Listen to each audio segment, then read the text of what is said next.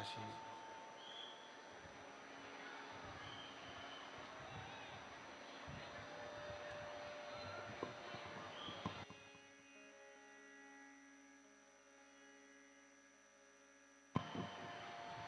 विश्वनाथ ओगरदानी त्रिकालदर्शी कैलाशी अविनाशी भगवान शिव की ये पवित्र पावन शिव महापुराण की कथा भगवान शिव की कृपा से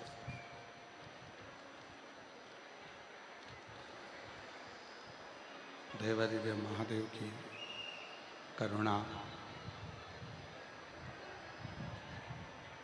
उनकी उदारता से ये पवित्र पावन शिव महापुराण की कथा गांव दूधनाल, तहसील उमरगा, जिला धाराशिव, महाराष्ट्र की इस पवित्र पावन भूमि पर भगवान शिव की कृपा से, करुणा से, उनकी उदारता से ये पवित्र शिव महापुराण की कथा का दिव्य एवं भव्य आयोजन चल रहा है। पुरुषोत्तम मास के, अधिक मास के इस पवित्र पावन अवसर पर ये पवित्र पावन कथा भगवान शिव की ही कृपा से, उनकी करुणा, उनकी उदारता से आप और हम श्रवण करने के लिए बैठे। ये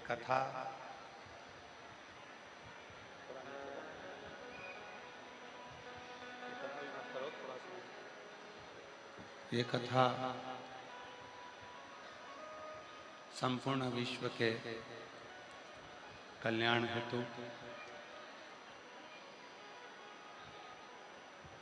गांव दूधनाल की पवित्र भूमि पर श्रवण करने का सौभाग्य प्राप्त हुआ। कथा के मुख्य आयोजक श्री राजेंद्र आनंदराव जी पाटिल, श्रीमती सो कस्तूरी राजेंद्र जी पाटिल, श्री विकास जी राजेंद्र जी पाटिल, श्वेता राजेंद्र जी पाटिल, सागर राजेंद्र जी पाटिल, पाटिल परिवार दूधनाल, तहसील उमरगा। एक बार पाटिल परिवार के लिए जोरदार ताली बजाकर उनका स्वागत, अभिनंदन, जिन्होंने इस पवित्र कथा को दिव्यता प्रदान करी। कथा के मध्य में ही विराजमान उमरगा तहसील के एमएलए विधायक महोदय श्री प्रवीण स्वामी जी, जो इस पवित्र कथा के आनंदमय स्वरूप में विराजमान है। एक बार उनके लिए भी जोरदार ताली बजाकर स्वागत, वंदन, अभिनंदन।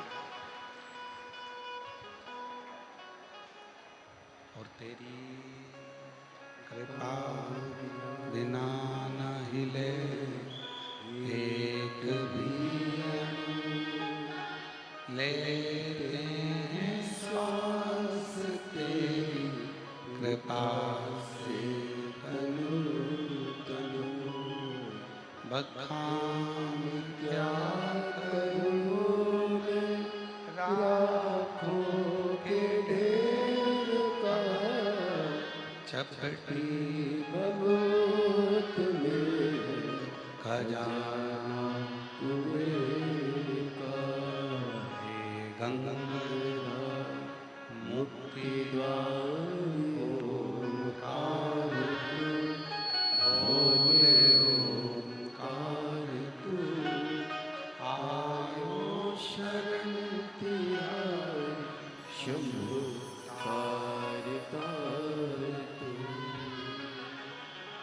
एक शिव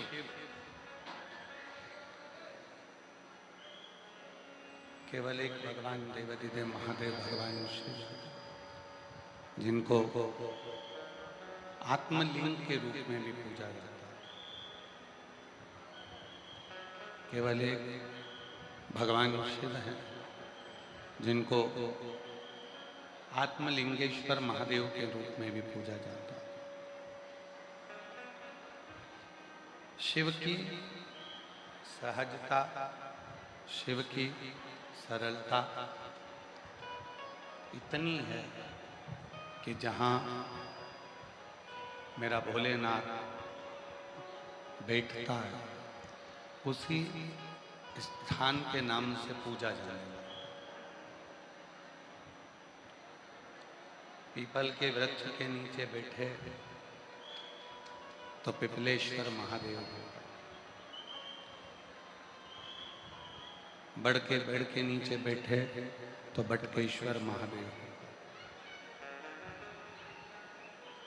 स्फटिक से बन गए तो स्फटिकेश्वर महादेव हो,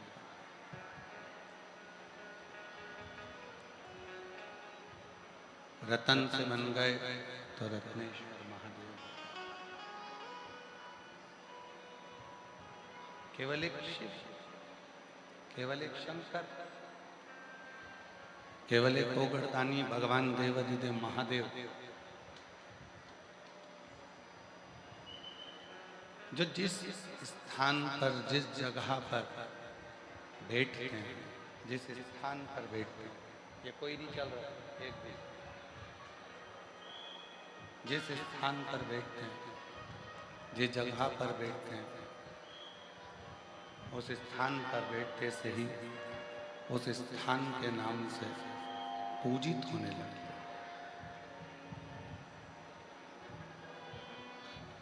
केवल एक स्थान की ही मूलता नहीं, संपूर्ण स्थानों की मूलता।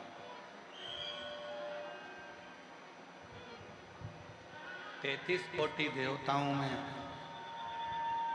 कोई देवता ऐसा नहीं है जो जिस स्थान पर बैठा है और उस स्थान से उसका नाम की घोषणा,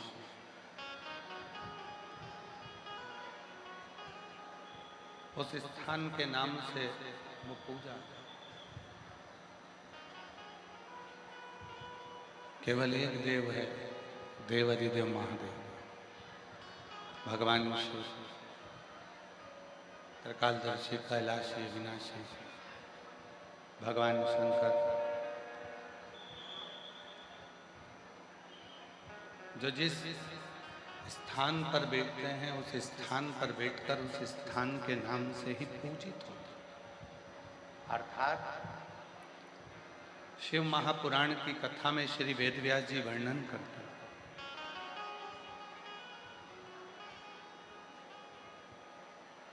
कि शिव को ढूंढने के लिए या भगवान शंकर को प्राप्त करने के लिए बहुत दूर जाने की जरूरत नहीं। भगवान शंकर को प्राप्त करने के लिए, भगवान शंकर को ढूंढने के लिए बहुत दूर पहुंचने की जरूरत नहीं। तुम जहां बैठोगे, तुम जिस स्थान पर बैठोगे, जिस स्थान पर तुम उसको पुकारोगे, वो उसी स्थान पर आपको मिलेगा। पीपल के वृक्ष के नीचे बैठकर पुकारा तो पिपलेश्वर का दर्शन, वट वृक्ष के नीचे बैठकर पुकारा तो वटकेश्वर का दर्शन। जिस भूमि पर, जहां आप देवादिदेव महादेव को पुकारोगे, वो महादेव आपको उसी स्थान पर मिलेगा।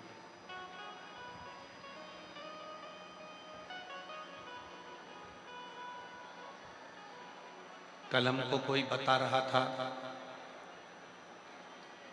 पाटिल जी कल कह रहे थे कि ये जो गांव है दूधनाल, केवल 700 लोगों का गांव है। कल किसी ने बताया कि यहाँ की जो दूधनाल गांव की जो संख्या है कुल टोटल 700।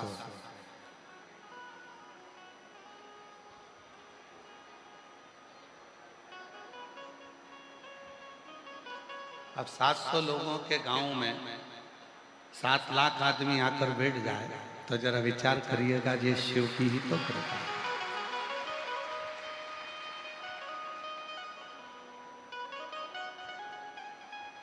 ये शिव की ही तो उदारता है। और जब तक वो कृपा नहीं करता, जब तक वो करुणा नहीं करता, तो दुनिया का कोई पत्ता भी नहीं है।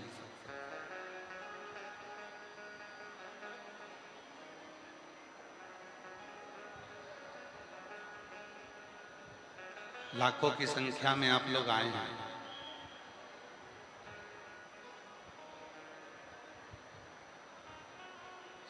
एक विश्वास के साथ में, जिस भूमि पर हम जहां बैठकर भगवान को पुकारते हैं, उस स्थान पर मेरा देव अधिदेव महादेव प्रकट होता है। अब कई लोग कहते हैं कि उसको ढूंढने के लिए हमें केदारनाथ जाना पड़ेगा।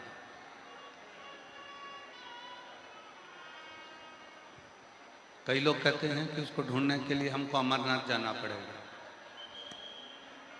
पर शिव महापुराण की कथा कहती है, ना हमको अमरनाथ ढूंढने जाना है, ना हमको केदारनाथ ढूंढने जाना है। हम उस विश्वनाथ को, स्वयं को उसका अपना समझकर जब हम पुकारते हैं, तो हमारा विश्वनाथ हमारा भरण पोषण करने के लिए हमारे हृदय में आकर तुरंत बैठ जाता है। उसको ढूंढने जाने की जरूरत नहीं पड़ती, केवल उसको पुकारा जाए, केवल उसको पुकार लो और वो आकर खड़ा हो जाए।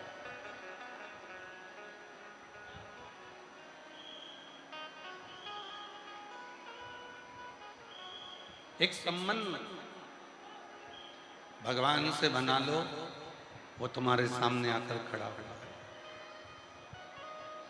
शिव महापुराण में शिव भक्त के लिए 4 गुण बताए गए।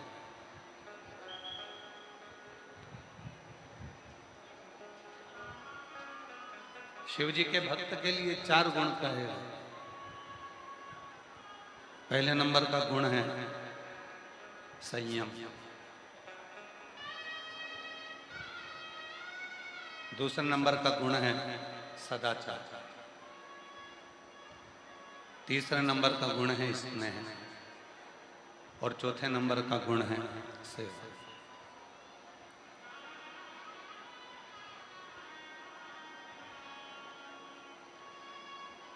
भगवान देवाधिदेव महादेव, भगवान शंकर, माता पार्वती जी को जब महाकाल वन में भ्रमण करा रहे थे, महाकाल वन में जब घूम रहे थे, भ्रमण कर रहे थे, तो भगवान महाकाल राजा ने, स्वयं भगवान शिव ने मां अम्बा जगदम्बा पार्वती जी को महाकाल वन में कहा था, पार्वती, शिव भक्त का सबसे बड़ा गुण होता है उसके भीतर का संयम।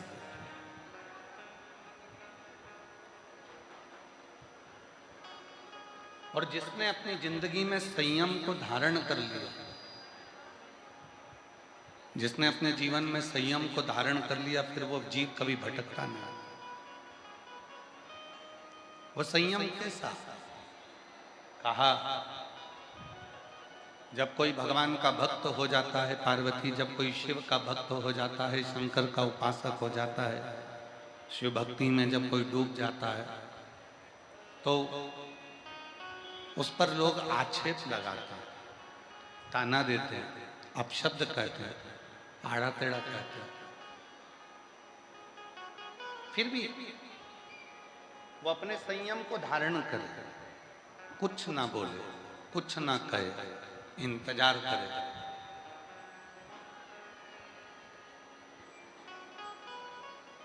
बच्चा जब छोटा रहता है ना, उसका कहीं झगड़ा हो जाता है, और छोटे से बच्चे का, छोटे से बेटे का, छोटे से बेटी का जब झगड़ा होता है, और जब उसका झगड़ा हो जाता है, तो वो झगड़े में रोता रोता जब घर जाता है, तब उसकी मम्मी उसके पापा कहते हैं चल मैं चलता हूँ, देखो जरा तेरे को किसने मारा, चल मैं चलता हूँ। किसकी हिम्मत है?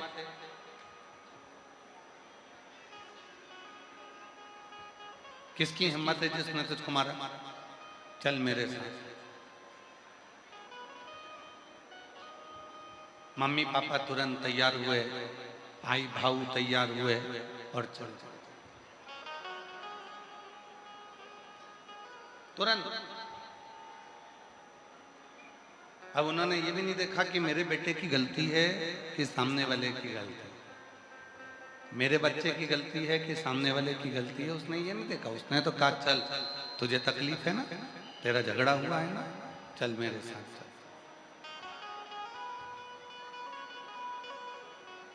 ले गए। बस मेरा ओघड़दानी, मेरा शिव और माता जगत जननी जगदम्बा अम्बा पार्वती, शिव और शक्ति ऐसे ही। उसने ये नहीं देखा मेरे शंकर भगवान ने कि तुमने पाप कितना करा, मेरे शंकर भगवान ने ये भी नहीं देखा कि तुमने पुण्य कितना करा।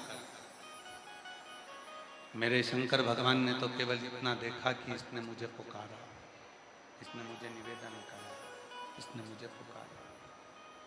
और जब उसने पुकारा, जब उसने निवेदन किया, जब उसने पुकारा, बस मेरा देव अधिदेव महादेव, मेरा शंकर, मेरा ओघड़दानी, मेरा शंभु, मेरा त्रिकालदर्शी, मेरा कैलाशी अविनाशी, मेरा शिव तुरंत उसी समय पर उसका साथ देने के लिए आ गया। संयम, और उस संयम की सबको जरूरत है। जो शंकर को भजता है, जो भगवान शंकर का आराधना करता है, जो भगवान शिव की आराधना। अच्छा चलता चलता तुम लोग वापस उसको गड़बड़ कर देते हो यार भाई। भगवान शंकर की जो आराधना करता है, साधना करता है, जो भगवान शिव की साधना में डूबा रहता है, उसको सबसे ज्यादा जरूरत होती है संयम की। उसको सबसे ज्यादा जरूरत है संयम। और जिसने अपनी जिंदगी में, अपने जीवन में संयम को धारण कर लिया, फिर उसको भटकना नहीं। थोड़ा संयम। सबसे ज्यादा संयम किस चीज को चाहिए? कहा 3 इंद्रिय ऐसी हैं जिनको संयम की जरूरत पड़ती है। बाकी की इंद्रियों को तो अपनी जगह पर है, पर 3 इंद्रियां ऐसी हैं जिनको संयम की जरूरत है। पहले नंबर पर जिह्वा को संयम की जरूरत है। दूसरे नंबर पर अपने नेत्र को संयम की जरूरत है।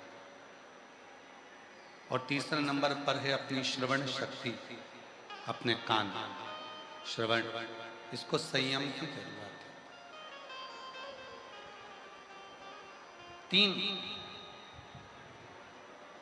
5 कर्मेंद्री, 5 ज्ञानेंद्री और 1 मन। 11 इंद्रियों में से केवल 3 इंद्रियां ऐसी हैं जिनको संयम की बहुत जरूरत है। ये 3 इंद्रियों पर जिसने संयम कर लिया, इन 3 इंद्रियों पर जिसने संयम को धारण कर लिया, समझ लो उसने सब कुछ कर लिया। पहला है अपनी वाणी पर संयम, अपनी जिह्वा पर संयम। कितना सुंदर कहा है किसी ने कि वाणी ऐसी बोलिए जो मन का आपा खो। जम के बोलिए जरा, वाणी ऐसी बोलिए जो मन का आपा। और आज के जमाने में वाणी ऐसी बोलिए जो जम के झगड़ा हो, पर उससे मत बोलिए जो तुमसे तगड़ा हो। फिर कभी कभी तुम्हारी वाणी ऐसी जगह बोल जाते हो जहां पर फिर झगड़ा उत्पन्न हो जाता है, लड़ाई हो जाती है, विवाद हो जाता है। तकलीफ उत्पन्न हो जाती है, विवाद उत्पन्न हो जाता है।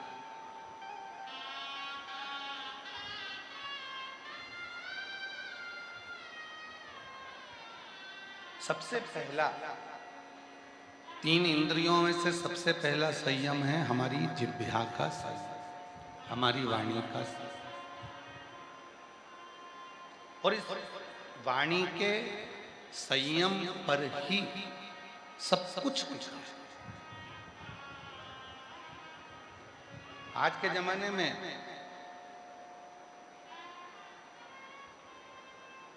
सास बुरी नहीं है, आज के जमाने में बहू भी बुरी नहीं है। ना सास बुरी है, ना बहू बुरी है, ना ससुर बुरा है, ना पति बुरा है, ना पत्नी बुरी है, ना देवर, ना जेठानी, ना जेठ, ना ननन, ना नंदोई, कोई बुरा नहीं है। सबसे ज्यादा बुरी है आपकी जिह्वा, आपकी वाणी।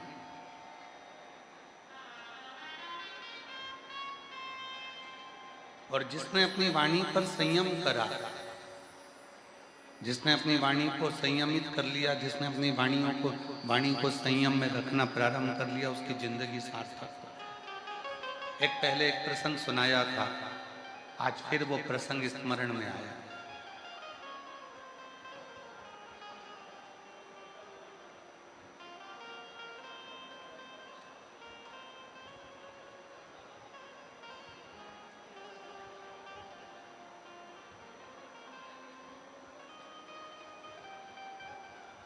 एक नगर में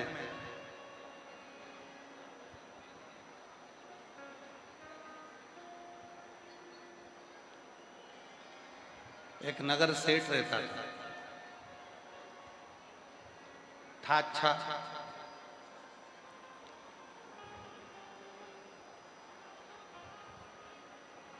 पर उसकी वाणी ठीक नहीं थी, बोलता हर कुछ था।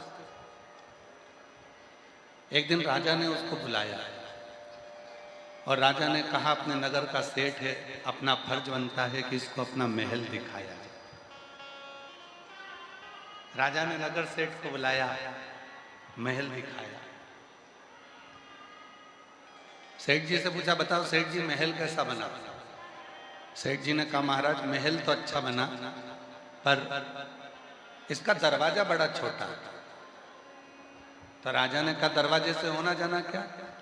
सेठ जी बोले, महाराज दरवाजा छोटा है, जब तुम मरोगे तो तुम्हारी अर्थी कैसे निकलेगी? राजा को गुस्सा आ गया और राजा को क्रोध आया और राजा ने कहा, इसको बंद करो, अंदर जेल में ले जाओ, इसको ले जाओ, अंदर बंद करा जाए। राजा ने उसको कारागार में बंद कर दिया। थोड़ी देर बाद उसकी पत्नी आ गई और कहा कि महाराज दरवाजा छोटा है, जब राजा मरेगा तो इसकी अर्थी कैसे निकलेगी? इतने में पत्नी बोली, महाराज मेरे पति को बोलने के लक्षण नहीं है, उसको क्या करना? अर्थी कैसे निकलेगी? पत्नी बोली, उसमें तो अक्ल नहीं है महाराज, उसको क्या करना कि अर्थी कैसे निकलेगी? अरे राजा को काट काट के निकाल देंगे। अब तो राजा को और गुस्सा आ गया, राजा ने उसकी पत्नी को भी बंद कर दिया। थोड़ी देर बाद उसका बेटा आ गया। बेटे ने कहा, महाराज मेरे माँ बाप आए थे। राजा ने कहा, तेरे पिताजी को बोलने के लक्षण और ना ही तेरी माँ को बोलने के लक्षण। तेरे पिताजी ने कहा, जब महाराज मरोगे तो तुम्हारी अर्थी कैसे निकलेगी? और तुम्हारी माँ कहती है कि काट काट के निकाल देंगे। इतने में राजा का लड़का बोला, महाराज मेरे माँ बाप को बोलना नहीं आता, उनको क्या करना, अर्थी कैसे निकलेगी? अरे राजा को अंदर ही जला देंगे। बस इतना कहा और राजा ने तीनों को छोड़ दिया, तीनों को छोड़ दिया। राजा को समझ में आ गया कि इंसान कितने भी उच्च पद पर बैठ जाए पर उसकी वाणी अगर ठीक नहीं है तो वो निम्न पद का ही कहलाता है, वो उच्च पद का कभी नहीं कहलाता, वो निम्न पद का ही। सबसे ज्यादा जरूरी है वाणी की संयमिता। सबसे ज्यादा जरूरी है हमारे वाणी की संयम। 3 इंद्रियां ऐसी बताई गई है, जिन्होंने अपनी 3 इंद्रियों पर संयम करा, उन्होंने अपनी पूरी जिंदगी पर संयम कर लिया। पहले नंबर पर है अपनी जिह्वा, दूसरे नंबर पर है अपने नेत्र, और तीसरे नंबर पर है अपनी श्रवण शक्ति।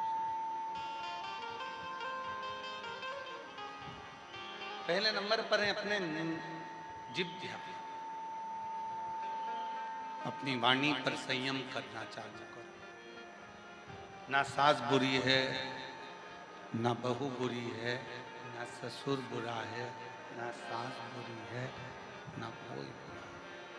बुरी ये वाणी है जो मुख से निकलती है, अपशब्द करती है, ताना देती है, आड़ा टेढ़ा करती है। केवल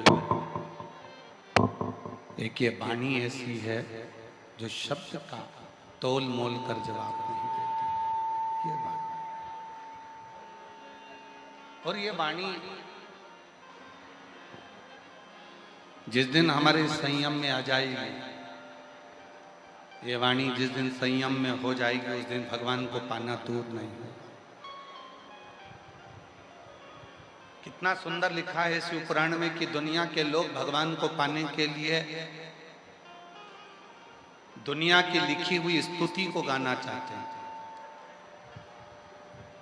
प्रत्येक संसार के जितने भी संत हैं, महात्मा हैं, जितने कथाकार हैं, जितने योगी, जितने सन्यासी, जितने तपस्वी, जितने साधक, जितने उपासक, सब आपसे निवेदन करेंगे कि ये वाली स्तुति पढ़ो, ये वाला स्तोत्र पढ़ो, ये वाला पाठ करो, ये वाला पाठ करो। और शिव पुराण क्या कहती है, वेद व्यास जी क्या कहते हैं, तुमरुका जी क्या कहते हैं। तुमरुका जी चंचुला देवी से कहते हैं, चंचुला देवी, तुम्हें अगर कोई स्तोत्र नहीं आता, तुम्हें कोई स्तुति नहीं आती, तुम्हें कोई मंत्र नहीं आता, तुम्हें कोई साधना नहीं आती, तुम्हें कोई पूजन नहीं आती, तो तुम अपने दिल से, अपने भाव से, अपने मन से तुम भगवान को जो कहकर पुकारोगे, तुम्हारा भगवान उसी समय पर तुम्हारे सामने प्रकट हो जाए।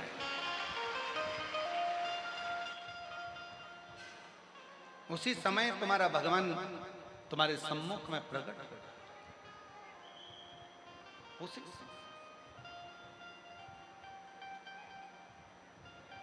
हम क्या कर रहे हैं, दुनिया के लोग क्या करते हैं, जो स्तुति दुनिया ने लिखी है वही स्तुति को गाने का प्रयास करते हैं। जो स्तोत्र दुनिया ने लिखा है उसी स्तोत्र को गाने का प्रयास करते हैं। कभी अपने मन से भी आप कुछ स्तुति को गुनगुनाओ, कभी अपने मन से भी उस परमात्मा के लिए कुछ स्तोत्र को गुनगुनाओ, कभी अपने मन से भी उस परमात्मा को कुछ पुकारो, कभी अपने मन से भी उस परमात्मा के स्मरण को पुकारो। कुछ स्तुति, कुछ मंत्र, कुछ साधना, कुछ अपने भीतर के होना चाहिए। कुछ स्तुति अपने भीतर की होना चाहिए, कुछ मंत्र अपने भीतर के होना चाहिए।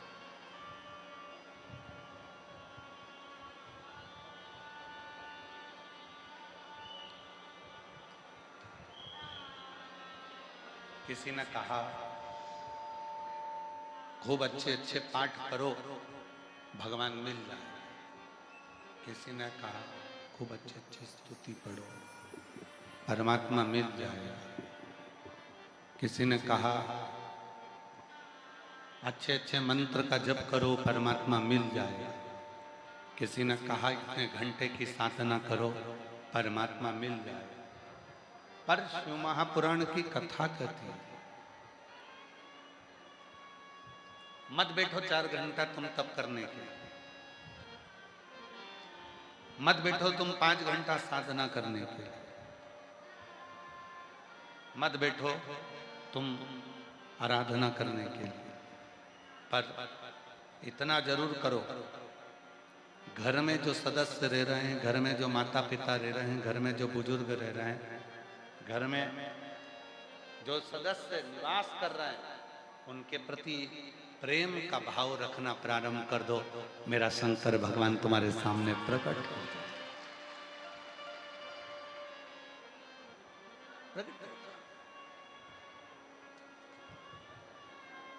कभी विचार करा आप लोगों ने कि आप और हम अपनी जिंदगी को कितनी झूठ की जिंदगी जी रहे हैं?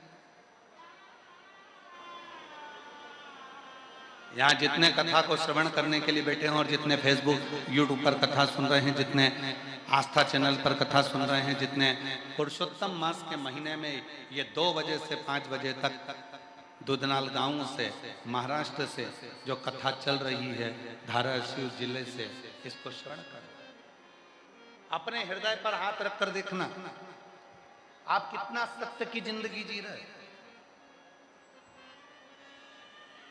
आज का व्यक्ति कहने को तैयार हो जाता है घी नकली है,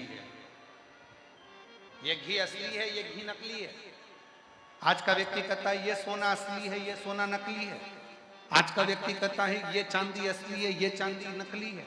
आज का व्यक्ति कहता है ये प्योर कॉटन नहीं है, ये नकली है।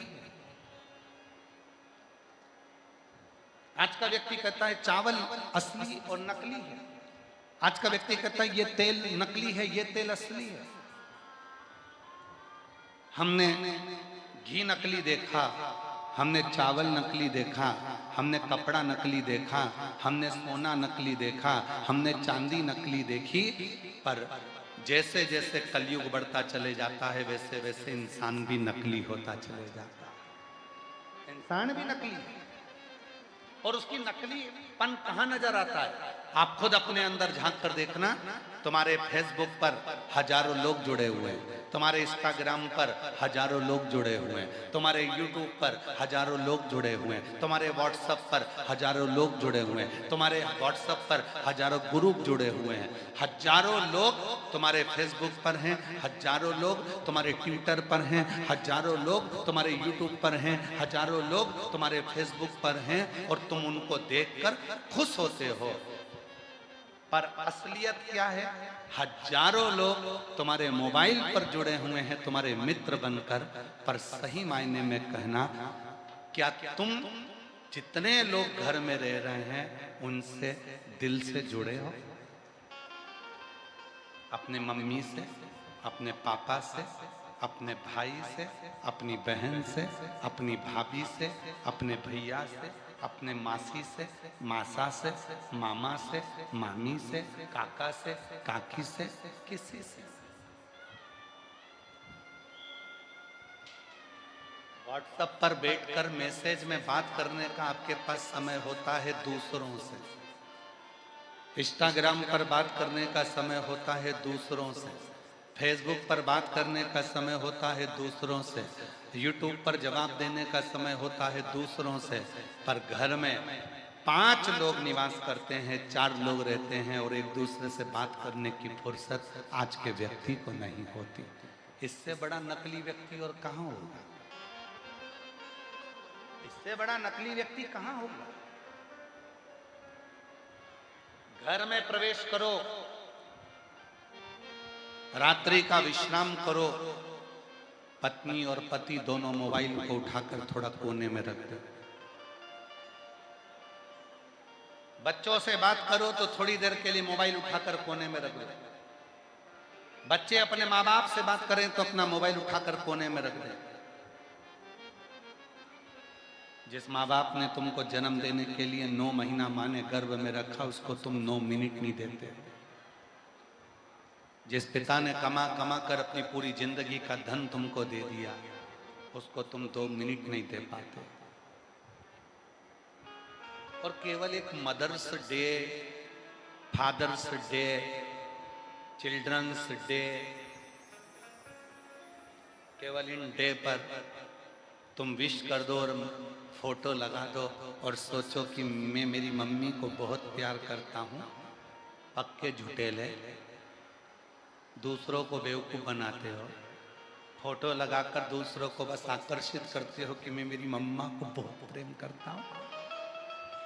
मम्मा से उस दिन प्रेम होगा जिस दिन तेरी माँ की आंख में आंसू ना होगा। मम्मा से उस दिन प्रेम होगा जिस दिन तेरी माँ की आंखों में आंसू ना हो। पापा से उस दिन प्रेम होगा जिस दिन तेरे पिता के नेत्र में जल ना हो।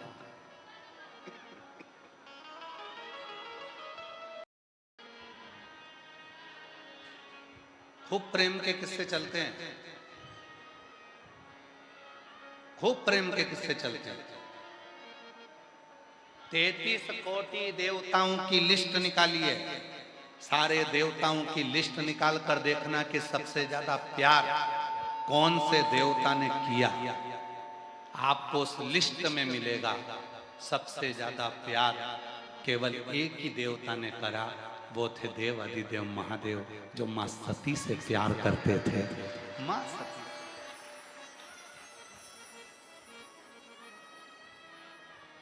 33 कोटि देवता में केवल एक देवता है देव अधिदेव महादेव, जो मां सती से प्रेम करते थे।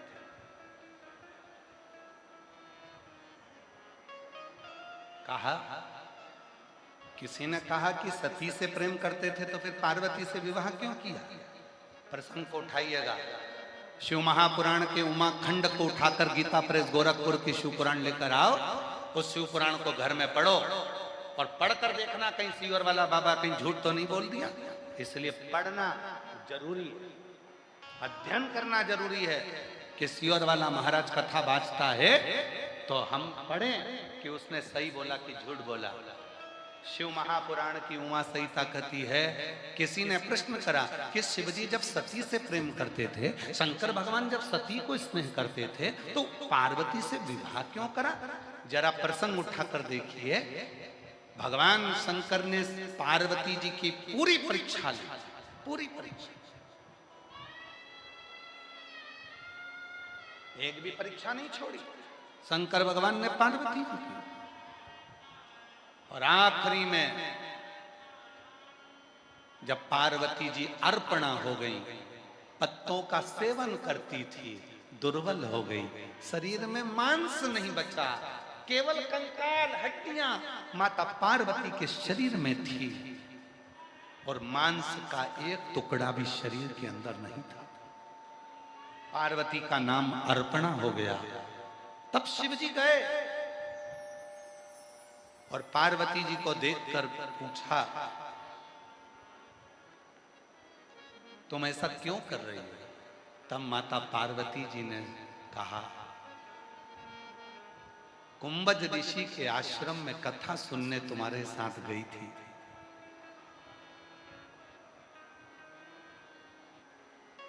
अपने पिता के मुख से आपकी निंदा सुन ली थी, इसलिए शरीर को मैंने जलाकर भस्म कर दिया था। शंकर जी ने समझ लिया कि मेरी सती पार्वती बनकर आ गई है, तब उसको स्वीकार किया, तब उसको अपना 33 कोटि देवताओं की लिस्ट निकाली है। कोई कहता है ये भगवान का इनसे प्रेम था, इनका अधिक प्रेम था, कोई ने कहा इनका अधिक प्रेम था, कोई ने कहा इनका अधिक प्रेम था। 33 कोटि देवताओं की लिस्ट निकाल कर देखिए, केवल एक देवता है देव अधिदेव महादेव, जिन्होंने अपनी सती से इतना प्रेम करा कि सती प्राणों को छोड़कर भी चली गई तो माता सती के शरीर के भस्म को अपने तन पर धारण कर लिया। सती मरकर चली गई, प्राण छूट गए, तो सती के शरीर को अपने कंधे पर धारण कर कर तांडव करना प्रारंभ कर दिया।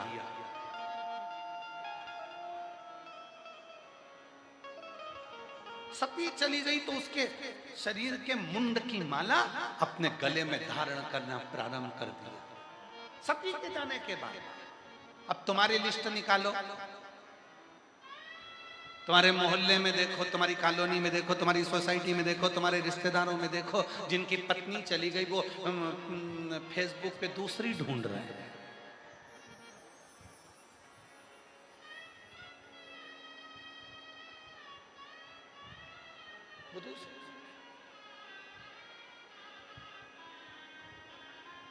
वो विवाह.com में जा रहे हैं कि हमारे लिए कोई अच्छी और मिल जाए।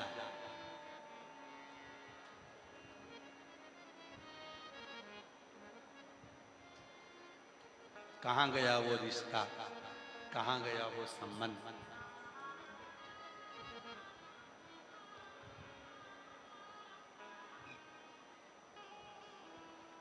भारत की भूमि पर जितने भी स्त्रियों के व्रत हुए वो सारे व्रत माता पार्वती जी के हुए।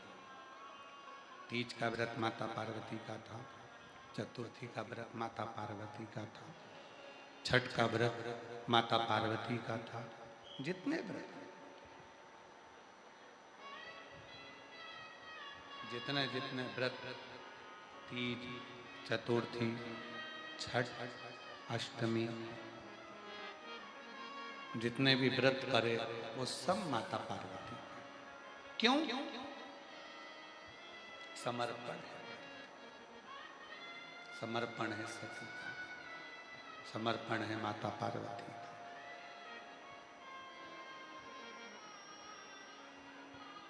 और मैंने तेरे ही भरोसे बाबा, तेरे ही भरोसे हवा बिच उड़ती जावांगी बाबा, डोर हथों छड़ी नाम कटी जावांगी भोले, मैं तेरी पतन शंभो, मैं तेरी पतन हवा बिच उड़ती जावांगी बाबा, डोर हथों छड़ी नाम कटी जावांगी भोले, मैं एक विश्वास, वाणी का, प्रेम का, भरोसे का, एक विश्वास। कितना प्रेम है,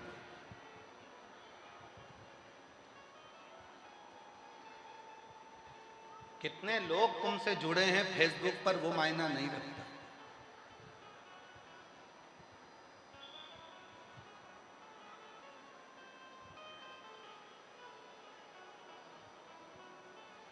मोबाइल पे कितना भी काम कर लो, कितना भी,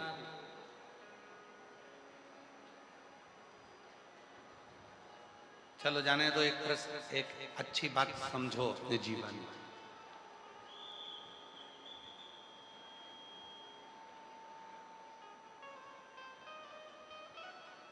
आप उमरगा में रहते हो,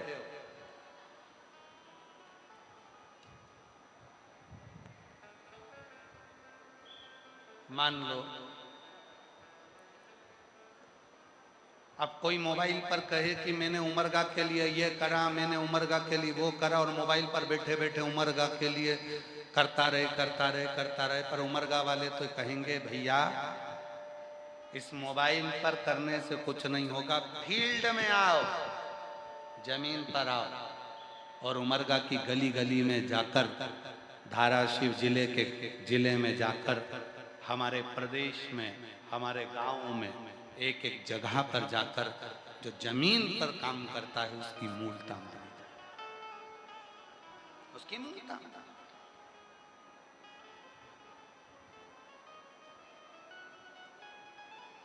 फेसबुक पर कितने तुम्हारे दोस्त हैं वो मायना नहीं रखता, इंस्टाग्राम पर कितने तुमसे जुड़े हैं वो मायना नहीं रखता। मायना क्या रखता है?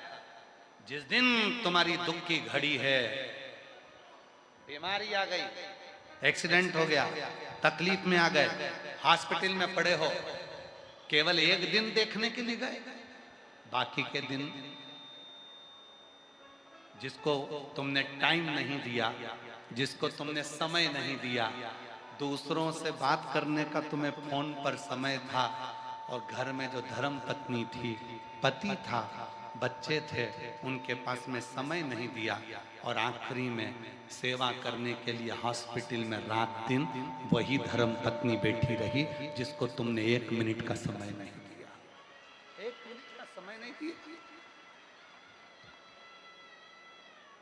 उठा रही है, बिठा रही है, भोजन करा रही है, कपड़े धो रही है, स्नान करा रही है, शरीर नहीं काम कर रहा तुम्हारा तो भी वो तुम्हारी सेवा कर रही है। एक दिन तुम मीठे वाणी से उससे नहीं बोले, एक दिन तुम प्रेम की वाणी से उससे नहीं बोले, फिर भी उसने अपना पूरा समय तुम्हारे को दिया, पूरा समय। हो सकता है हमारी बात का कई लोगों को बुरा लग जाए, पर ईमानदारी से एक बात कह दें। हो दूध नाल वालों, पाटिल साहब बोल दें, हो सकता है हमारी बात का बुरा लग जाए, पर कह देते हैं, पत्नी से अच्छा दोस्त दुनिया में कोई नहीं हो सकता। उसको अपना बेस्ट फ्रेंड बनाओ। दुख आया है, कोई नहीं आएगा, 4 दिन आएंगे, 5 दिन आएंगे, 6 दिन आएंगे, तुम तो 2 महीने से हॉस्पिटल में पड़े हो, घर में बीमार पड़े हो, कोई तुम्हारा दोस्त आकर तुमको ले जाकर बाथरूम में बिठाएगा, कोई तुम्हारे कपड़े धोएगा, कोई तुम्हारे काम करेगा, कोई तुमको चम्मच से रोटी खिलाएगा, रोटी चम्मच से भी नहीं खा पाओगे तो मिक्सर में पीस पीस कर पानी बनाकर नली से पिलाएगा।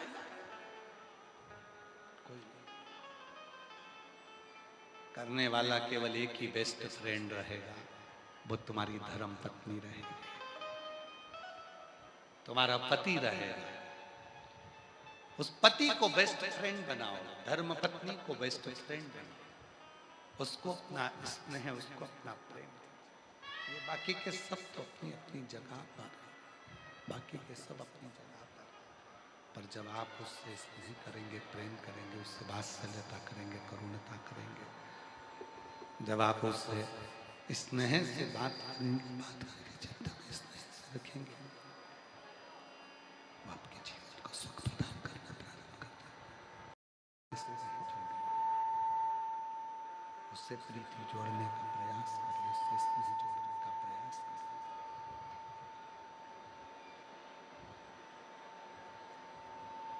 महाराज शिव तत्व कह रहा है, भगवान शंकर की कथा कर रही है। क्लियर करो आवाज। शंभु शंभु शंभु, शिव तत्व कह रहा है, बेस आ रहा है या तो कुछ गला पकड़ रहा है। शंभु शंभु शंभु, शिव तत्व कह रहा है, भगवान शंकर का चरित्र कर रहा है, महापुराण की कथा वर्णन कर रही है। शंभु शंभु शंभु शंभु शंभु शंभु शंभु, बेस पकड़ रहा है, गला पकड़ रहा है भाई। शंभु शंभु शंभु शंभु, शिव तत्व कह रहा है। शंभु शिव तत्व कह रहा है, भगवान शिव महापुराण की कथा वर्णन कर रहा है, शिव तत्व कह रहा है।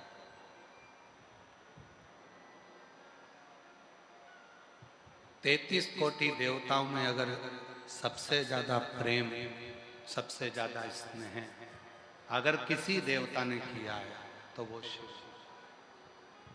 शंकर, माता सरस्वती से।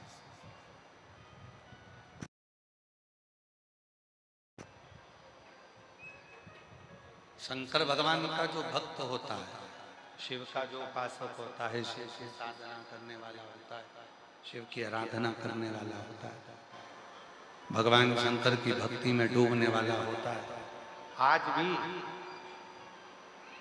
शिव जी को भस्म चढ़ाता है, आज भी, और शिव प्रसन्न होते हैं उस भस्म से। शिव जी की प्रसन्नता होती है केवल भस्म से।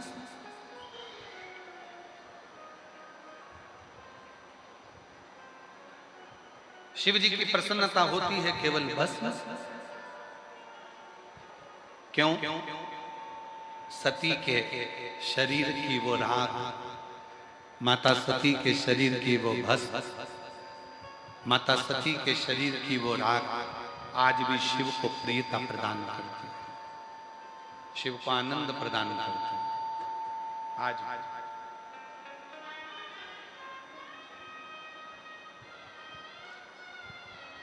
एक परमात्मा से जोड़ो, संयमित रहो। 3 इंद्रियां ऐसी हैं जिन पर तुम्हारा संयम बहुत जरूरी है। पहले नंबर पर है तुम्हारी वाणी का संयम। अपनी जिह्वा पर जितना हम कहें, कथा में फिर कहें, ना सास बुरी है ना बहू बुरी है, ना ससुर बुरा है ना बेटा बुरा है, ना ननन बुरी है ना नंदोई बुरा है, ना देवर बुरा है ना देवरानी बुरी है, ना जेठ बुरा है ना जेठानी बुरी है। परिवार का कोई सदस्य बुरा नहीं है।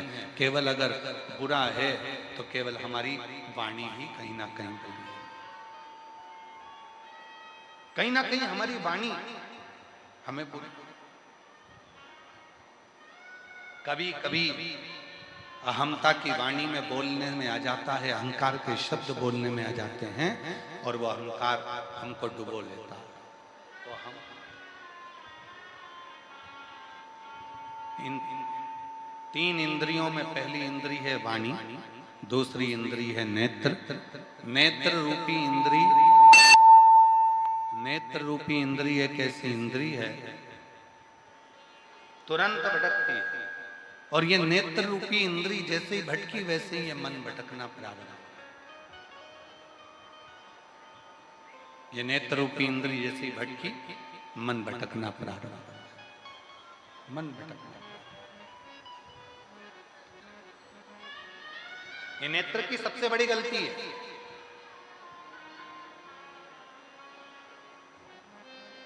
संसार में नेत्र रूपी इंद्री एक ऐसी इंद्री है जो अच्छाई कम देखती है और बुराई ज्यादा देखती है। मोबाइल पकड़ो, खोलो, और मोबाइल खोलते से ही किसी के बारे में अगर अच्छा आ रहा होगा तो तुम पढ़ोगे नहीं, और उसके बारे में अगर बुरा लिखा होगा तो तुम अच्छे से पढ़ोगे। ओरे ओहो, बहुत ध्यान लगाकर पढ़ोगे। किसी के लिए अच्छा आया होगा, तुम उस फोटो को, उस वीडियो को किसी को नहीं भेजोगे, पर जैसे ही किसी के लिए बुरा वीडियो आ गया, किसी के लिए बुरा लिखा हुआ आ गया, किसी के लिए गलत लिखा हुआ आ गया, तुम तुरंत उसे फॉरवर्ड करना प्रारंभ कर दो। नेत्र रूपी इंद्री बड़ी विचित्र, नेत्र रूपी इंद्री बड़ी विचित्र। ये नेत्र रूपी जो इंद्री है, ये मन को भी डोला देती है। मन, नेत्र रूपी।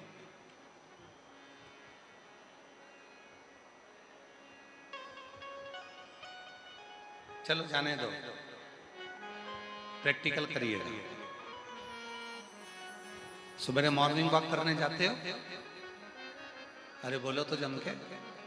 सुबह सुबह मॉर्निंग वॉक करने जाते हो, घूमने जाते हो, व्यापार पर जाते हो, दुकान जाते हो, नौकरी पर जाते हो, कहीं सब्जी लेने जाते हो, फल के मार्केट में जाते हो, कहीं ना कहीं तो जाते होगे। जिस रास्ते से जाते हो उस रास्ते पर 2 दिन पहले कोई कुत्ता मर गया, तुमने मरा हुआ कुत्ता देख भी लिया। कुत्ता मरा हुआ कोई उठा के ले भी गया, और मरे हुए कुत्ते को ले जाकर कहीं कचरे में किसी ने डाल दिया। पर यह नेत्र ऐसी इंद्री है, सब्जी लेने जा रही है, फल लेने जा रही है, पर उसने सोचा है कि यहाँ पर मरा हुआ कुत्ता था, नहीं देखूंगी, फिर भी वो निगाह चलते चलते उस पर चली ही जाती। ये निगाह, ये दृष्टि, ये नेत्र अच्छा नहीं, वहां पहुंच।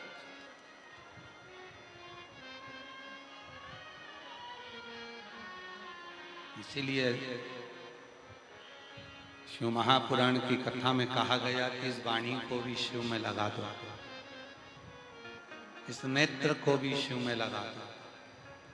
और तीसरे नंबर की इंद्री है ये श्रवण, ये कान, ये सबसे भारी इंद्री है। कथा में इसका मन ही नहीं लगता इन कानों का, और अगर कहीं का बुराई करने बैठ जाए, चुगली करने बैठ जाए, निंदा करने बैठ जाए, तो ये श्रवण इतने काम करते हैं और पूरा हुंकारे के साथ। अच्छा ऐसा बोल रही थी? हाँ। कौन? वो। हाँ, पूरे हुंकारे के साथ ये कान अपना काम। इसीलिए शिव महापुराण की कथा में श्रोताओं के 3 क्रम बताए। ये सुनने के लिए आए हो तो आप लोग श्रोता। श्रोता के 3 क्रम बताए। पहले नंबर पर होता है सरोता। सरोता देखा है आप लोगों ने? जम के तो बोलो। सुपारी कतरने वाला। सुपारी कतरते हैं, अभी तो आम आ रहे हैं, केरी आ रही है कच्ची, तो उसका अचार बनाने के लिए सरोता। पहले नंबर पर होता है सरोता, जिसका काम है केवल कतरना, काटना। तो 3 तरह के श्रोता होते हैं। पहले नंबर पर सरोता, जिनका एक ही काम है, कथा में आकर बैठते हैं और दिन भर बैठकर कतरते रहते हैं। किसने क्या बोला, किसने क्या नहीं बोला, महाराज जी ने कैसी कथा सुनाई, क्या बोला, महाराज जी ने क्या बताया, भोजन में क्या मिला, किसने कितनी बुराई करी। दिन भर बैठकर उसको केवल कतरना है, बुराई करना है। उसका केवल एक काम है, कतरना। उसका नाम है सरोता। दूसरे नंबर पर आते हैं कथा में सोता। दूसरे नंबर के कथा में पहुंचते हैं सोता, जो कथा में केवल सोने के लिए आते हैं। बस महाराज जी जैसे ही कथा कहना प्रारंभ करे और धीरे से इनके नेत्रों में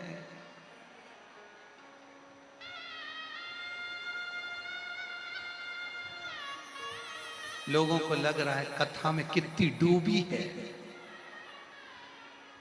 डूबी नहीं है, ऊबी है। और किसी ने जगह दिया, सो रही है क्या? फिर ऐसी ऐसी क्या कर रही है? कुछ नहीं, भोलेनाथ जी भाग रहे थे तो बुला रही थी।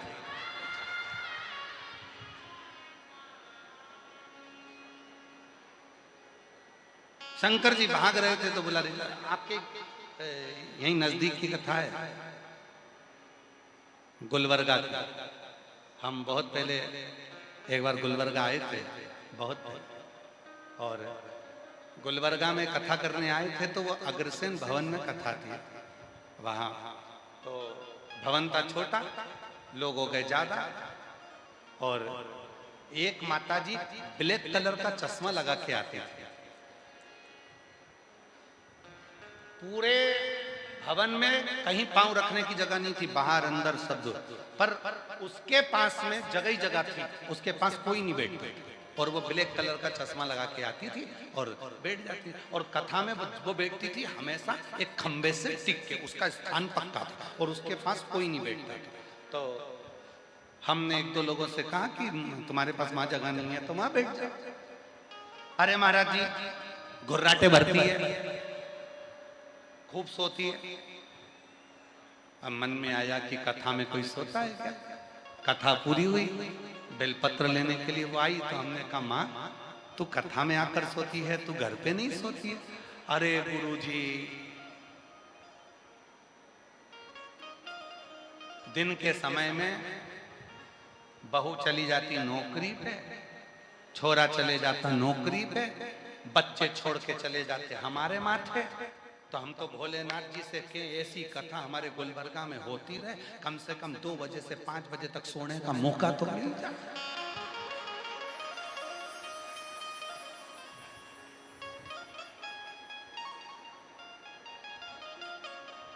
तो हमने पूछा तुम्हारी आंख का क्या ऑपरेशन हुआ है? नहीं, काले चश्मे में दिखती नहीं ना।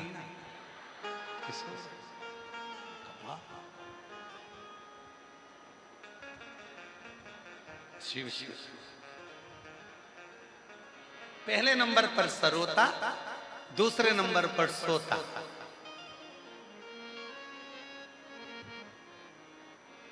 कई लोग हैं जिनको कथा में नींद आ जाती है, ऐसा लगता है जैसे सीहोर वाला बाबा लोरी सुना रहा है।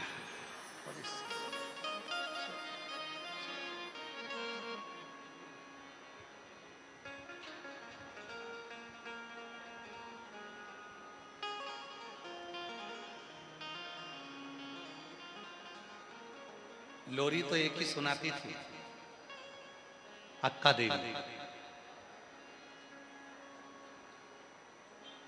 शिव जी की एक परम भगत थी अक्का देवी, लोरी बड़ी अच्छी सुनाती थी शिव जी, और शिव जी प्रसन्न होते थे उसकी लोरी से, बड़े बड़े।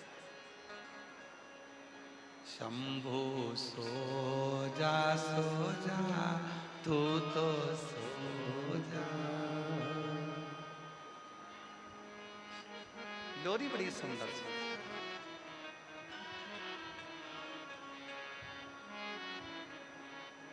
तेरी बेटी सुलाए तू तो सो जा, शंभु सो जा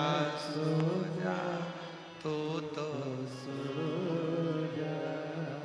एक बार अक्का देवी के मन में आया, सारे देवता विश्राम करते हैं, शास्त्र कहते हैं चतुर्मास के 4 महीने देवता सोते हैं, पर भगवान चतुर्मास के 4 महीने भगवान नारायण जब सोते हैं तो पूरा पृथ्वी का भार भगवान शंकर को दे देते हैं। किसी पुराण में यह नहीं लिखा कि भगवान शंकर सोए। हर पुराण में लिखा ब्रह्मा जी को निंद्रा आई, वेद हाथ से खसक गए, हयग्रीवा ने धारण कर लिए। श्रीमद् भागवत में लिखा है ब्रह्मा जी सोए, ये भी लिखा। भगवान राम विश्राम करे, ये भी लिखा। भगवान कृष्ण विश्राम करे, ये भी लिखा। भगवान विष्णु सोए, ये भी लिखा। पर किसी पुराण में ये नहीं लिखा कि शंकर भगवान सोए। इंद्र सोए, ये भी लिखा। गरुण सोए, ये भी लिखा। वरुण सोए, ये भी लिखा। केवल सारी पुराण उठाकर देख लीजिए, किसी पुराण में ये नहीं लिखा कि शंकर भगवान विश्राम करे, शंकर भगवान सोए, भगवान शंकर नींद लिए, भगवान शंकर सोए, ये किसी पुराण में नहीं लिखा। तो अक्का देवी के मन में आया, अक्का देवी ने विचार करा, सारे देवता सो जाते हैं और मेरा शंभु जागता ही रहता है, आज इसको सुला के मारूंगा। कुछ भी हो जाए आज तो मैं सुलाऊंगी शंकर जी को। और अक्का देवी ने शंकर भगवान का शिवलिंग लिया, उसको गोदी में रखकर अक्का देवी इसको सुलाने लगी। पार्वती जी मुस्कुराने लगी, माता पार्वती जी हंस रही। शिव जी ने पूछा पार्वती क्यों हंस रही हो? पार्वती जी बोली तुम्हारे साथ रहते रहते मैं अमर हो गई, आज तक तुम्हें सोते हुए नहीं देखा, और ये तुम्हारी भक्त तुम्हें सुलाना चाहती। पार्वती जी बोली मैं तुम्हें नहीं सुला पाई तो ये कैसे सुला सकती? शिव जी बोले पार्वती भगवान से बड़ा भक्त होता है, और भक्त चाहे ना तो परमात्मा को भी सुला सकता है। अगर परमात्मा को सुला सकता है तो केवल भक्त सुला सकता है। वो एक लाइन स्मरण करिए हमारे चलन भैया, भगत के बस में, भगत के बस में भगत बिना ये कुछ भी नहीं है, भक्त बिना ये कुछ भी नहीं है, और भगत हैं इनके जान, भगत के बस में भगवान, भगत के बस में भगवान। भगत भोले बाबा के नित काशी में डोले, मुख से शंभु बोले, नित शिव शंकर बोले, मुख से शंभु बोले, नित शिव शंकर बोले। भगत भोले बाबा के नित काशी में डोले, शिव को शंभु बोले, नित शिव शंकर बोले। भगत बिना ये कुछ भी नहीं है, भगत बिना ये कुछ भी नहीं है, और भगत हैं इनके प्राण, भगत के बस में है भगवान, भगत के वश में। भगवान। पार्वती जी बोली भोलेनाथ जी से, ये अक्का देवी तुम्हें सुला देगी। शिव जी बोले अब तो ये अक्का देवी जाने, और शिव जी बोले भगवान जाने। पार्वती जी चुप, मौन, स्थिर। आज तक मेरे पति विश्राम नहीं किए, सोए नहीं, आज कैसे सो सकते? सारी पुराण उठाकर देखना, सब पुराण में लिखा है। चतुर्मास में 4 महीना भगवान सोए, श्री हरि सोए, नारायण सोए। ब्रह्मा जी के सोने का भी प्रसंग है कि ब्रह्मा जी के नेत्र में नींद आई और वेद हाथ से खसक गए, हरिग्रीवा ने धारण कर लिए। ये सारा प्रसंग मिलेगा। इंद्र के सोने का प्रसंग मिलेगा, राम जी के विश्राम का प्रसंग मिलेगा रामचरितमानस में, भगवान कृष्ण के सोने का प्रसंग मिलेगा श्रीमद् भागवत में।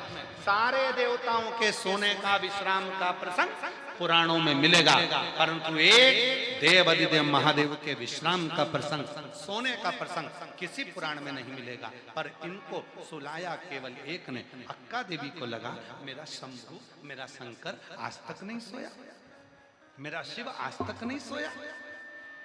कितने थक गए होंगे भोलेनाथ, आज तो मैं सुला के मानूंगी। और अक्का देवी ने शिवलिंग को अपने हाथ में ले लिया। शिव भगवान शंकर का शिव,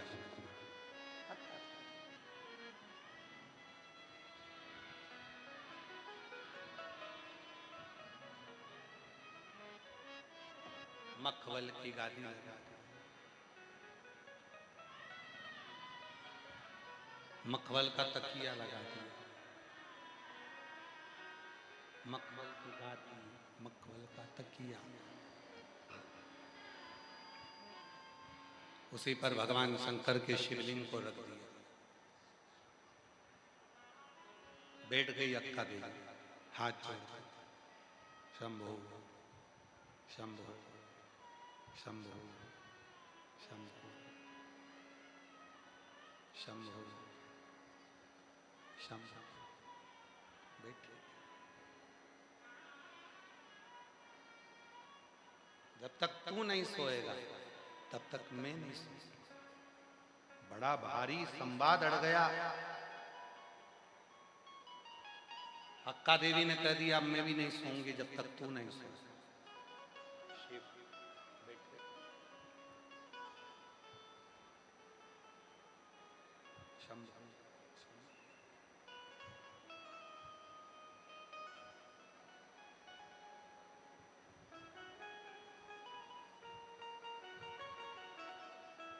महाराज बैठे, वो कहते हैं महाराज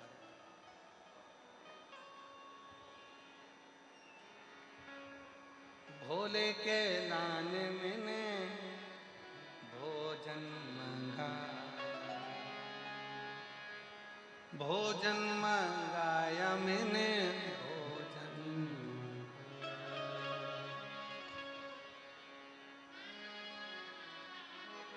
शिव के लिए भोले के लाने मैंने गादी बिछा, गादी बिछाया मैंने तकिया, जल्दी से आओ भोला देर ना लगाओ, जल्दी से आओ भोला देर ना लगाओ, जल्दी से भोला देर ना लगाओ।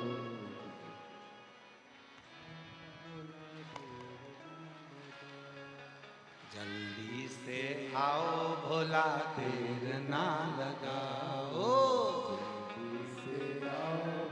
देखो केवल अक्का देवी की बात नहीं चलेगी, आपको भी बोलना है।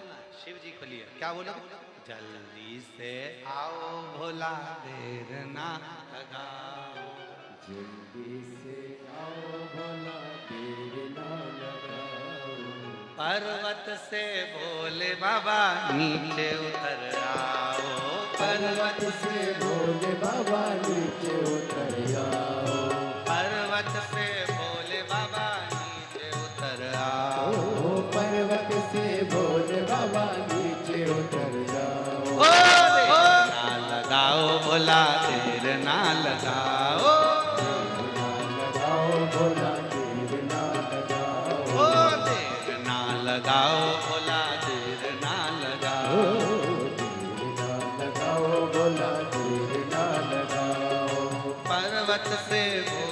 बाबा नीचे उतर आओ। ओ पर्वत से भोले बाबा नीचे उतर आओ।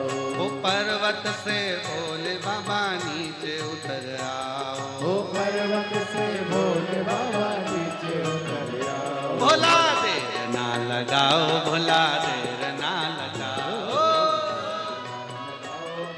देर ना लगाओ। देर ना लगाओ, भोला देर ना लगाओ। भोला देर ना लगाओ। ओ भोले के लाने मैंने गंगा जल बुलाया। ओ भोले के लाने मैंने गंगा जल बुलाया। भोले के लाने मैंने गंगा जल बुलाया। ओ भोले के लाने मैंने गंगा जल बुलाया। ओ जल्दी से नहाओ, भोला देर ना लगाओ। नाओ भोला देर ना लगाओ। ओ जल्दी से नहाओ, भोला देर ना लगाओ।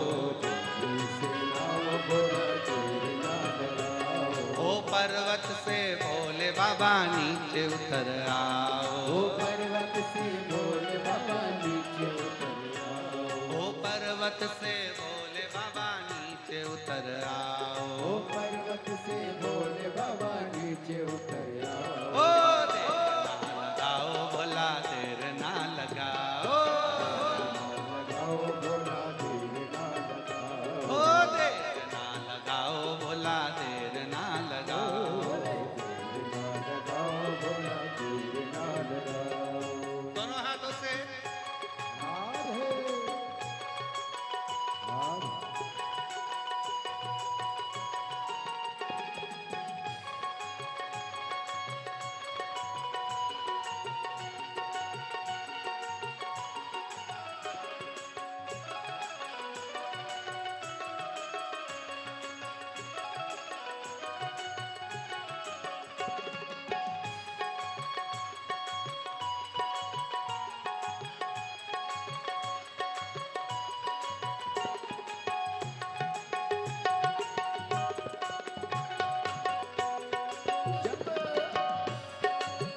हार है हार।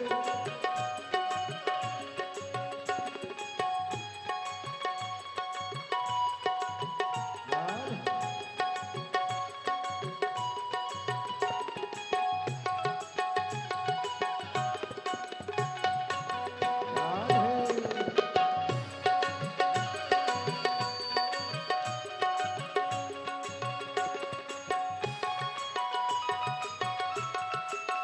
हार है।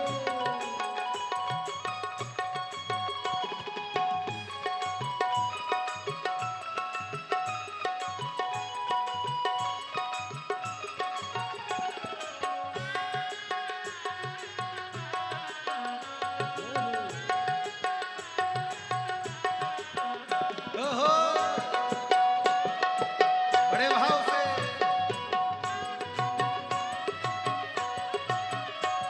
ओ भोले के लान मैंने चूरमा मंगाया। ओ भोले के लाल मैंने चूरमा मंगाया। ओ भोले के लान मैंने चूरमा बनाया। ओ भोले के लाल मैंने चूरमा मंगाया। ओ जल्दी से खाओ, भोला देर ना लगाओ। इसे खाओ भोला देर ना लगाओ। ओ जल्दी से खाओ, भोला देर ना लगाओ। इसे खाओ भोला देर ना लगाओ। ओ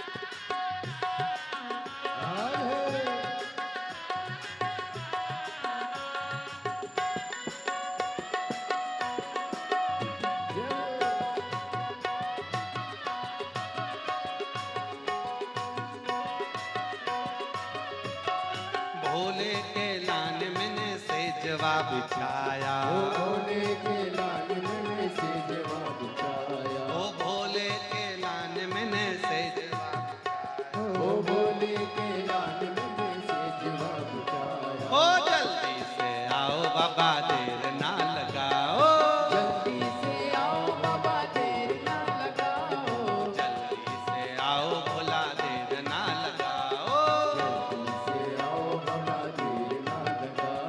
ओ पर्वत से भोले बाबा नीचे उतर आओ, ओ पर्वत से भोले बाबा नीचे उतर आओ, ओ पर्वत से भोले बाबा नीचे उतर आओ, ओ पर्वत से भोले बाबा नीचे उतर आओ। ओ देर ना लगाओ भोला देर ना लगाओ, देर ना लगाओ बाबा देर ना लगाओ, ओ देर ना लगाओ भोला देर ना लगाओ। देर ना लगाओ बाबा देर ना लगाओ।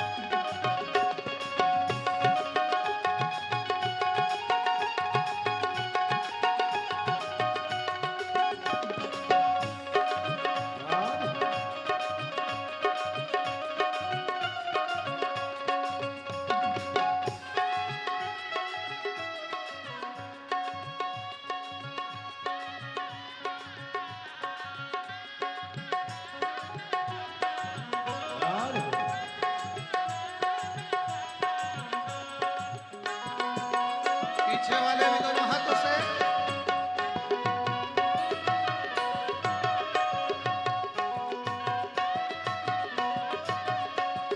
भोले के लाने मैंने भोजन बनाया, ओ भोले के लाल मैंने भोजन बनाया, ओ भोले के लाने मैंने भोजन बनाया, भोले के लाल मैंने भोजन बनाया।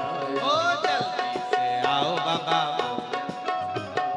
जल्दी से आओ बाबा देर ना लगाओ, ओ जल्दी से आओ बाबा देर ना लगाओ, जल्दी से आओ बाबा देर ना लगाओ। ओ पर्वत से भोले बाबा नीचे उतर आओ, ओ पर्वत से भोले बाबा नीचे उतर आओ, ओ पर्वत से भोले बाबा नीचे उतर आओ, ओ पर्वत से भोले बाबा नीचे उतर आओ। ओ देर ना लगाओ भोला देर ना लगाओ, ओ देर ना लगाओ भोला देर ना लगाओ, ओ देर ना लगाओ भोला देर ना लगाओ, देर ना लगाओ भोला देर ना लगाओ, देर ना लगाओ भोला देर ना लगाओ।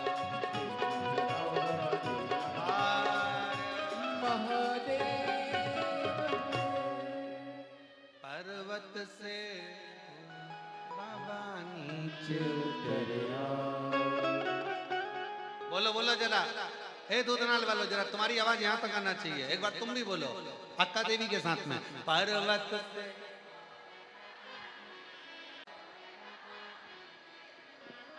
ओ देर ना लगाओ बाबा देर ना लगाओ,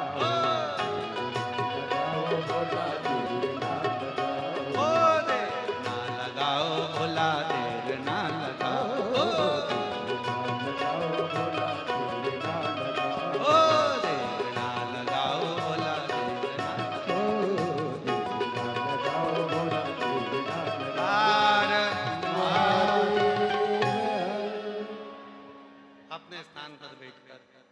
बाबा देव अधिदेव महादेव को अपने मन का भाव कहिए, प्रार्थना करो, विनय करो, निवेदन करो, विनती। जहाँ जगह मिले वहाँ बैठो और बाबा को अपने मन का भाव हृदय से प्रार्थना।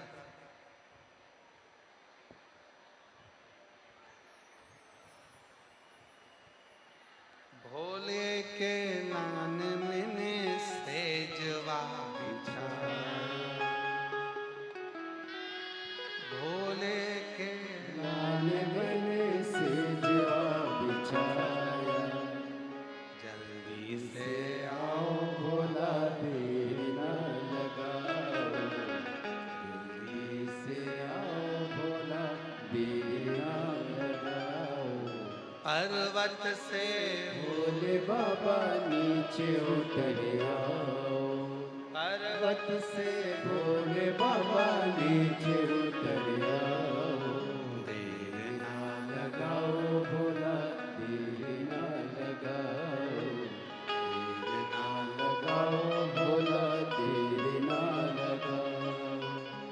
अपने मन की बात भगवान देव अधिदेव महादेव से करें। दिल से प्रार्थना करें, हृदय से विनय करें, भाव से बोलें। ये कथा जो चल रही है,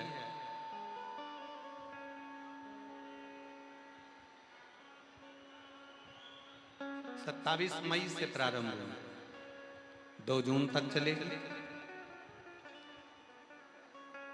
दोदनाल में महाराष्ट्र में कथा 2 बजे से 5 बजे तक चल रही है।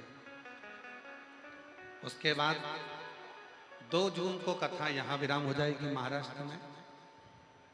उसके बाद की कथा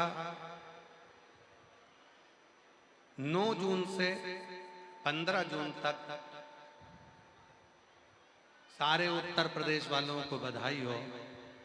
पुरुषोत्तम मास में, अधिक मास में एक कथा उत्तर प्रदेश की पवित्र भूमि पर बलखंडी नाथ फुलवरिया बलिया उत्तर प्रदेश में शिव महापुराण की कथा 1 बजे से 4 बजे तक रहेगी। बलिया उत्तर प्रदेश के, फुलवरिया के सभी निवासियों को बहुत बहुत बधाई हो, जो पुरुषोत्तम मास अधिक मास में 9 जून से 15 जून तक फुलवरिया बलिया उत्तर प्रदेश में 1 बजे से 4 बजे तक शिव महापुराण की कथा होगी। ये कथा फुलवरिया गांव के सभी शिव भक्तों ने, वहाँ के जो ट्रांसपोर्ट मिनिस्टर हैं माननीय श्री दयाशंकर सिंह जी, उनके पास में सभी शिव भक्त वहाँ पहुँचे और बाबा से सभी ने माननीय मंत्री महोदय से विनय करी कि हमको शिव पुराण सुनना है।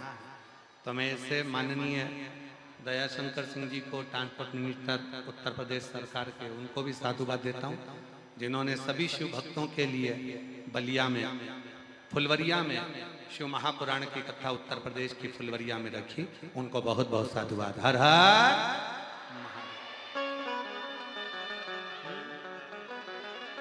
नहीं आ रही।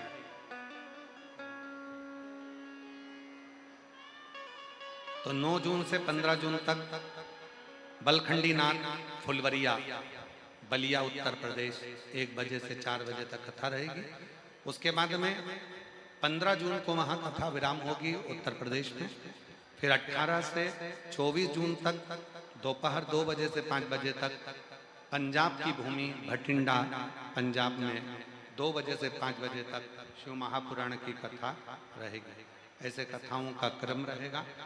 आप और हम भगवान को अपने मन का भाव कहें, हृदय से प्रार्थना करें, विनय करें, निवेदन करें, दिल से बाबा को अपने मन की बात करें। साथ में बोलिएगा, अधिक मास चल रहा है, पुरुषोत्तम मास है।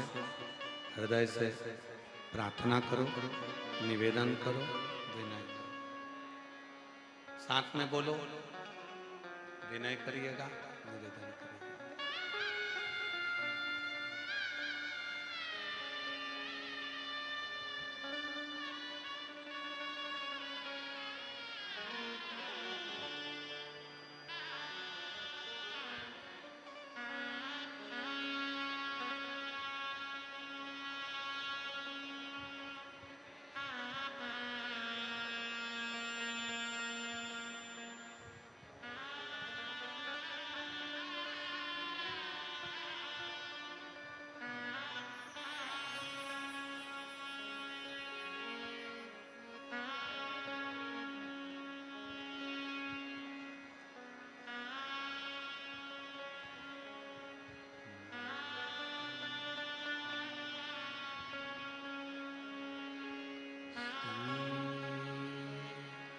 शिवाय नमस्तु श्री शिवाय नमस्तु श्री शिवाय नमस्तु श्री शिवाय नमस्तु श्री शिवाय नमस्तु भोला सब दुख काटो ओ भोला सब दुख काटो